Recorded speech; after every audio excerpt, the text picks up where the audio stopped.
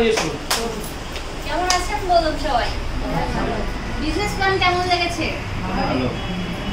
এরকম জোশ থাকলে হবে বলুন? ভিতর থেকে শুনছিলাম রিদ্ধি স্যার প্রোগ্রাম করাচ্ছে, তো প্রথম থেকে লাস্ট পর্যন্ত যেটা বললো ফিডব্যাক দিতে, সেই ফিডব্যাকটাই পাচ্ছিলাম না। ফিডব্যাক যদি না পাই প্রোগ্রাম করাতে ভালো লাগবে কারণ বলুন?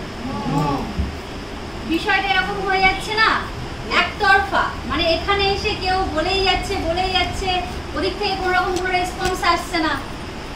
রেসপন্স করতে হবে। দেখুন, মেন সিস্টেম তো আপনারা সবাই শুনেছেন। এখানে সিস্টেমে আপনাদের কোথাও কোনো অসুবিধা নেই তো, কিংবা কোথাও কিছু জানার নেই তো? তো আজকের ট্রেনিং আরো অনেক আছে, স্যারা করাবেন। তো মেন যে বিষয়বস্তুগুলো, দেখুন বিজনেস কিন্তু আমরা সবাই দেখছি, কনসেপ্ট প্রপার আমরা ভালোভাবে জানছি, কিন্তু অ্যাপ্লাইটা আমরা করছি না। মানে সবকিছু শুনছি জানছি, কিন্তু যেটা অ্যাপ্লাই করার দরকার আমরা অ্যাপ্লাই করছি না। বিষয়টা এরকম হচ্ছে, এখানে আমরা সবাই চা খাই তো? প্রত্যেকে চা খাই। চা কিভাবে বানাতে হয় প্রসেস কয়জন জানে?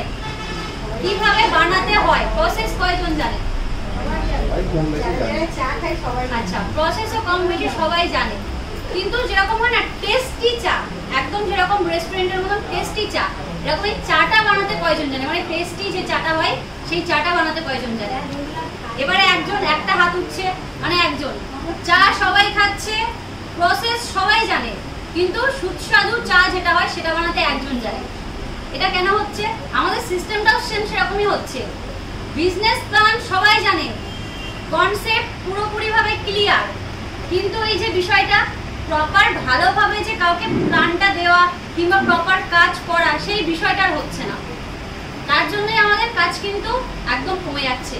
তো ওটা করলে হবে না। আপনি যেটা শিখছেন এখান থেকে, আপনি যেটা জানছেন, আপনার ডাউন লাইনকে প্রপার সেই বিষয়গুলো জানাতে হবে। তো জানাবেন তো?